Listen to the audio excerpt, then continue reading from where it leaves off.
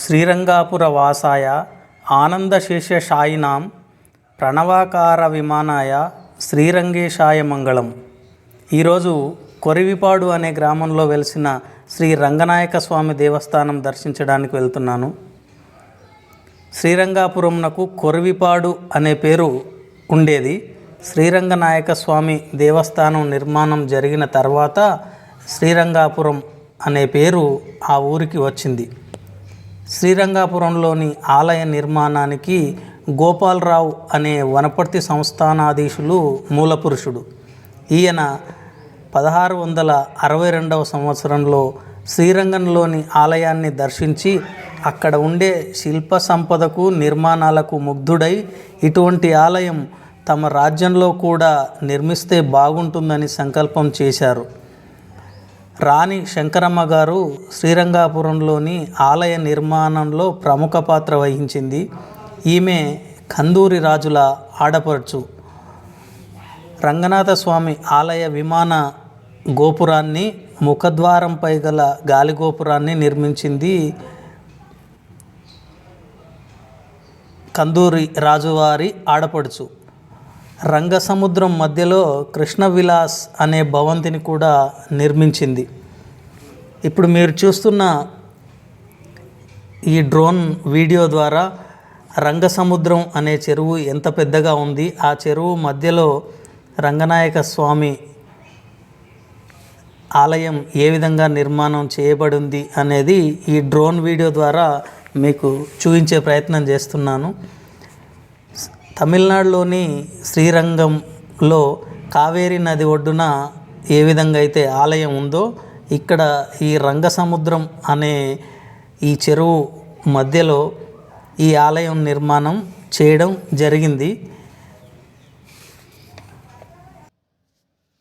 ఈ ఆలయం రంగసముద్రం మధ్యలో ముగ్ధ మనోహరంగా ఉంటుంది. ప్రకృతి పరంగా కూడా చాలా ఆహ్లాదకరమైన వాతావరణం మనం అనుభవం చేయొచ్చు ఇక్కడికి వెళ్తే. ఇప్పుడు మీరు వీడియోలో ఒకసారి స్పష్టంగా చూడండి, ఎంత లోపలికి చెరువులో ఎంత లోపలికి స్వామివారి యొక్క ఆలయం నిర్మాణం చేయబడింది అనేది మనకు ఈ వీడియో ద్వారా స్పష్టంగా కనపడుతుంది. గాలిగోపురం పైకి వెళ్ళడానికి మెట్లు కూడా ఉన్నాయి. ఆ మెట్ల ద్వారంలో పైకి వెళ్తే సుదూర ప్రాంతంలో ఉన్న ప్రాంతాలన్నీ మనకు విహంగ వీక్షణం ద్వారా చూసినట్టుగా మనకు కనిపిస్తాయి. ఆలయం శ్రీరంగాపురంలోని ఆలయం ద్వారాలు తెరిచే ముందు గోదాదేవిచే రచించబడిన తిరుప్పావై చదువుతారు. ప్రతిరోజు 3 పూటల పూజలు నిర్వహించబడతాయి. ఇప్పుడు మీరు చూస్తున్నది ఆ ఆలయానికి సంబంధించిన శిలాశాసనం. ఆలయం ఏ విధంగా నిర్మాణం చేయబడింది, ఎవరెవరి సమర్పణలో ఏ విధమైన ఆలయాన్ని నిర్మాణం చేయడం జరిగింది అనే విషయాలు పూర్తిగా అక్కడ శిలాశాసనంలో చెక్కబడి ఉన్నాయి. ఆ శిలాశాసనాన్ని ఒకసారి పూర్తిగా చదివితే మనకు తెలుస్తుంది. ఇప్పుడు మీరు చూస్తున్న ఈ మూర్తి శ్రీ రామానుజాచార్య స్వామివారి యొక్క మూర్తి. రామానుజ స్వామి అని అక్కడ శిలపై చెక్కారు. ఇప్పుడు మీరు చూస్తున్న ఈ మూర్తియే రంగనాయక స్వామివారు. గర్భాలయంలో ఏ విధంగా అయితే శయనించి ఉన్నారో ఆ రూపంలోనే ఇక్కడ చెక్కబడి ఉంది. బయట శిల్పి దీన్ని చాలా అందంగా చిత్రీకరించారు. ఇక్కడ బయట నుంచి కూడా వెళ్ళేవారు స్వామివారికి నమస్కారం పెట్టుకొని వారి పనులకు వెళ్ళే విధంగా ఇక్కడ గుడిలోకి వెళ్తుంటే కుడివైపు గోడకు ఈ యొక్క స్వామివారి శిలారూపాన్ని ఇక్కడ ఏర్పాటు చేశారు. ఇక్కడ శ్రీదేవి భూదేవి సమేత రంగనాయక స్వామి మనం ఇక్కడ చూడవచ్చు. భక్తులు భక్తితో బయట నుంచి వెళ్ళేవారు కూడా నమస్కరించుకొని వెళ్తారు. ఈ యొక్క ద్వారం వైపు మనం ఒక్కసారి దృష్టి సారిస్తే మనకు ఎన్నో శిల్పాలు మనకు దర్శనమిస్తాయి. ఈ శిల్పాలు అప్పుడున్న శిల్పుల యొక్క నైపుణ్యాన్ని మనకు తెలియజేస్తాయి. ఇప్పుడు మీరు చూస్తున్న ఈ శిల్పం ఏదైతే ఉందో ఈ శిల్పము ఆ ఆలయం నిర్మాణానికి పూనుకున్న ఆ శిల్పి ఎవరైతే ఉన్నారో ఆ శిల్పి యొక్క శిలారూపం ఇది. ఇక్కడే ఎందుకు ఏర్పాటు చేయడం జరిగింది అంటే భక్తులు ఆలయంలోకి వెళ్ళేటప్పుడు భక్తుల పాదధూళి నాకు తగిలితే నా జన్మ ధన్యమవుతుంది అని ఆ శిల్పి భావించడం వల్ల తన శిలారూపాన్ని ఈ విధంగా భక్తులు వెళ్ళే దారిలో అడ్డంగా ఏర్పాటు చేయడం జరిగింది. ఇప్పుడు మీరు ఆ శిల్పి యొక్క రూపాన్ని శిలారూపాన్ని అక్కడ అడ్డంగా ఏర్పాటు చేశారు. అది కూడా మీరు చూడొచ్చు వీడియోలో. ఇక్కడ ఈ దర్వాజా ఏదైతే ఉందో 20 అడుగుల ఎత్తుగా ఉంది. ఆ 20 అడుగుల ఎత్తుగా ఉంది. గాలిగోపురం 60 అడుగుల ఎత్తులో గాలిగోపురం నిర్మాణం కూడా చేయడం జరిగింది. ఈ గాలిగోపురం 1804వ సంవత్సరంలో పూర్తి చేశారు. ఇప్పుడు మీరు చూస్తున్న చాలా అందమైన రూపం.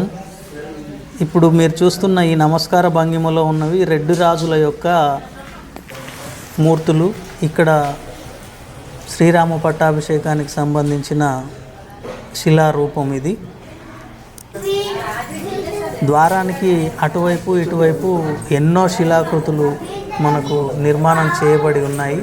ప్రతి శిలారూపాన్ని మనం క్షుణ్ణంగా పరిశీలించి వీడియో చేస్తే చాలా లెంతీ వీడియో అవుతుందన్న ఉద్దేశంతో ఆ శిల్పాలకు సంబంధించిన పూర్తి చరిత్ర నేను చెప్పడం లేదు. కానీ ఆ శిల్పాలు ఎంత అందంగా చెక్కబడ్డాయో అనే దానికోసమని ఈ శిల్పాలన్నీ మీకు చూపిస్తున్నాను. ఇలాంటి శిల్పాలు ఇంకా ఆలయంలో ఎన్నో ఉన్నాయి. అన్నీ మనము చూడొచ్చు అక్కడ వెళ్ళినప్పుడు. ఇందాక మనం అనుకున్న గాలిగోపురం ఇదే 60 అడుగుల ఎత్తులో ఉన్న గాలిగోపురం ఇది. ఈ గాలిగోపురం పైన క్షీరసాగర మదనం రామాయణానికి సంబంధించినవి కొన్ని శిల్పాలు చెక్కబడి ఉన్నాయి. ఆ విధంగా మనం లోపలికి ప్రవేశించిన తర్వాత మంచి ఉద్యానవనం మనకు దర్శనమిస్తుంది. వాటి యొక్క మెయింటెనెన్స్ కూడా చాలా బాగా చేస్తున్నారు. ఇప్పుడు మీరు చూస్తున్న ఈ శిలారూపాలు ఏవైతే ఉన్నాయో శ్రీ మహావిష్ణువు యొక్క అవతారాలన్నింటినీ శిలారూపాలలో చెక్కించి ఈ విధంగా భక్తులు దర్శించుకునే విధంగా ఇక్కడ ఏర్పాటు చేయడం జరిగింది.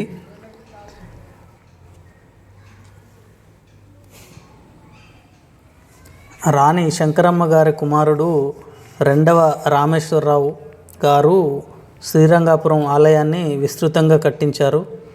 రంగనాయక స్వామివారి గర్భగుడికి ఎడమవైపున చతుర్భుజ తాయారు అనబడే లక్ష్మీదేవి ఆలయాన్ని నిర్మించారు.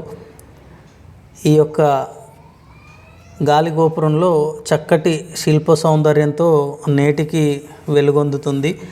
ఆ యొక్క గాలిగోపురం నలువైపులు ఏ విధంగా కనపడుతుంది అనేది ఈ వీడియో ద్వారా మీకు చూపించే ప్రయత్నం చేస్తున్నాను. ఈ విధంగా మనం స్వామివారి కోవెలలోకి ప్రవేశం చేయాలి. ఈ మార్గం నుంచి లోపలికి వెళ్ళేటప్పుడు భక్తులు గోవిందనామ స్మరణతో ఈ ఆలయం మారుమోగిపోతుంది. ఆ విధంగా గోవిందనామ స్మరణ చేస్తూ స్వామివారి దర్శనానికి భక్తులు ఈ ప్రవేశ మార్గం గుండా లోపలికి ప్రవేశిస్తారు. లోపలికి ప్రవేశించిన వెంటనే మనకు ధ్వజస్తంభం దర్శనమిస్తుంది. ఈ ధ్వజస్తంభానికి ఒకసారి మనసారా నమస్కరించుకొని అటుపై స్వామివారి కోసం ఏర్పాటు చేసిన పూజాధికారులు చేస్తున్నారు. ఇటు నుంచి మనం స్వామివారి కోసం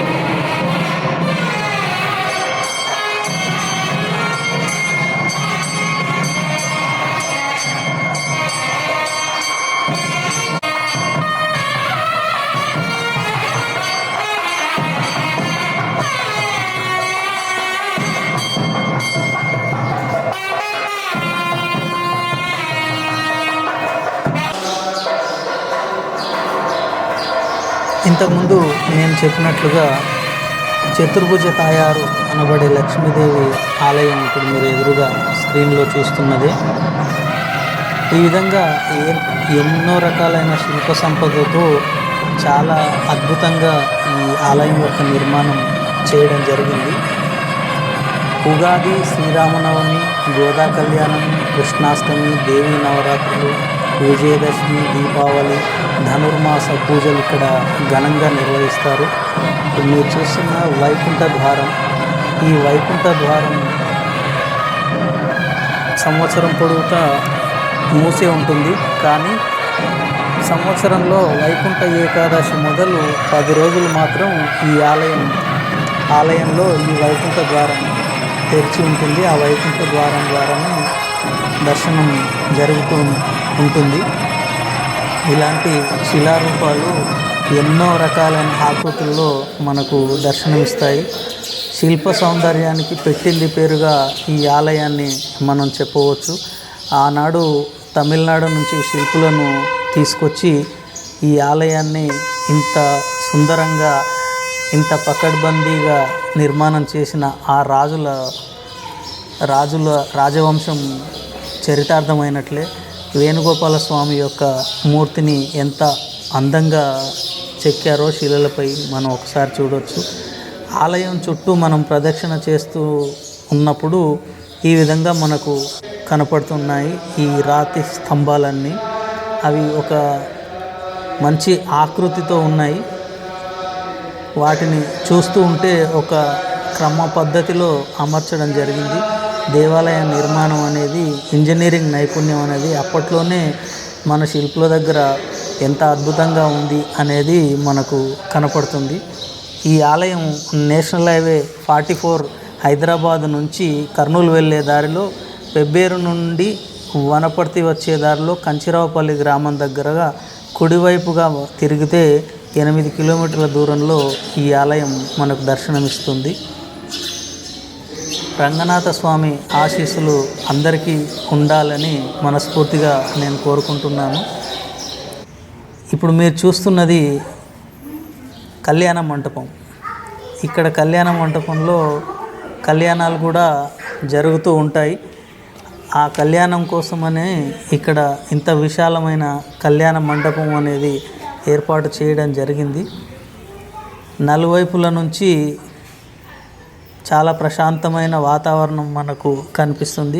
రంగసముద్రం, ఆ పైనుంచి వీచే చల్లని గాలులు, అక్కడ కూర్చుంటే, స్వామివారి సన్నిధిలో కూర్చుంటే మనసు ప్రసన్నమైపోతుంది. ఇప్పుడు మీరు చూస్తున్న ఈ ద్వారమే వైకుంఠ ద్వారం. ఈ ద్వారం గుండానే సంవత్సరంలో వైకుంఠ ఏకాదశి రోజు ఈ ద్వారం గుండానే స్వామివారి దర్శనానికి వెళ్తారు. గాలిగోపురం యొక్క నిర్మాణ శైలి మనం పరిశీలించినట్టయితే ఇందులో చాలా రకాలైన పురాణాలకు సంబంధించిన శిల్పాలు ఇక్కడ చెక్కబడి ఉన్నాయి. క్షీరసాగర మదనం కానీ, రామాయణంలోని కొన్ని ఇతివృత్తాలు కానీ అన్నీ ఈ గాలిగోపురంలో నిర్మాణం చేయడం జరిగింది. కృష్ణ విలాస అనే భవనం ఇదే, ఈ చిన్న కనిపిస్తున్నదే కృష్ణ విలాస అనే భవనం. ఆ కృష్ణ విలాస అనే భవనం నుంచి ఆలయం ఎంత దూరంలో ఉంది అనేది మనం ఈ డ్రోన్ వీడియో ద్వారా మీకు మళ్ళొకసారి చూపిస్తున్నాను. ప్రతిరోజు 3 పూటల పూజలు ఇక్కడ స్వామివారికి నిర్వహించడం జరుగుతాయి. ఉదయం బాలభోగం, రాజభోగం, బలహరణం అనే పూజలు చేస్తారు. రాత్రికి స్వామివారికి ఊంజల్ సేవ, అంటే స్వామివారి సేవా విగ్రహాన్ని మండపంలోని ఊయలలో ఉంచి పాటలు పాడుతారు. ఇక్కడ ప్రతి సంవత్సరం ఉత్సవాలు కూడా బ్రహ్మాండంగా జరుగుతాయి. పాల్గొన మాసమందలి శుక్లపక్ష దశమి నుండి కృష్ణపక్ష విధియ వరకు బ్రహ్మోత్సవాలు ఇక్కడ జరుగుతాయి. రథాన్ని కూడా లాగుతారు. అప్పుడు గోవిందనామాలతో ఈ ప్రాంతమంతా మారుమోగిపోతుంది. కోలాటాలు ప్రత్యేక ఆకర్షణగా ఉంటాయి. హోలీ పండుగ రోజే రథోత్సవం ఉంటుంది కాబట్టి ఆ రోజు హోలీ పండుగ ఈ గ్రామస్తులు నిర్వహించుకోరు. ఎన్నో సినిమాలు, సీరియల్స్ ఇక్కడ షూటింగ్ జరిగాయి. కృష్ణదేవరావు గారు ఆధ్వర్యంలో అన్ని పనులు నేటికి కూడా జరుగుతున్నాయి. ఆంధ్ర, తెలంగాణ, కర్ణాటక నుండి భక్తులు ఇక్కడికి వచ్చి స్వామివారిని దర్శించుకొని పునీతులు అవుతారు. ఆ శ్రీరంగనాథుని ఆశీస్సులు ఎల్లవేళలా అందరికీ ఉండాలని నేను మనస్ఫూర్తిగా కోరుకుంటున్నాను. ఈ రంగసముద్రం అనే చెరువు ఏ విధంగా విస్తరించి ఉంది అనేది చూడడం కోసం బోట్లో ఈ వీడియో రికార్డ్ చేస్తున్నాను. ఈ నీటి ద్వారా దాదాపు 50,000 ఎకరాలకు ఈ రంగసముద్రం యొక్క నీటి ద్వారానే వ్యవసాయానికి నీరు అందుతుంది. ఇలాంటి వీడియోలు మరిన్ని చేయడం కోసం మీరు వీలైనంత మందికి ఈ వీడియో షేర్ చేస్తారని కోరుతున్నాను. అలాగే నా ఛానల్ను సబ్స్క్రైబ్ చేసుకుంటే మరిన్ని వీడియోలు మీకు చూపించే ప్రయత్నం చేస్తాను. ఆ విధంగా నన్ను ప్రోత్సహిస్తారని నేను ఆశిస్తున్నాను. శ్రీరంగనాయక స్వామివారి యొక్క ఆశీస్సులు అందరికీ ఉండాలి. ఈ జగమంతా సుసంపన్నంగా ఉండాలి, శాంతియుతంగా ఉండాలి. నా భారతావని మళ్ళీ శ్రీరామరాజ్యం రావాలని నేను మనసారా రంగనాయక స్వామివారిని వేడుకుంటున్నాను.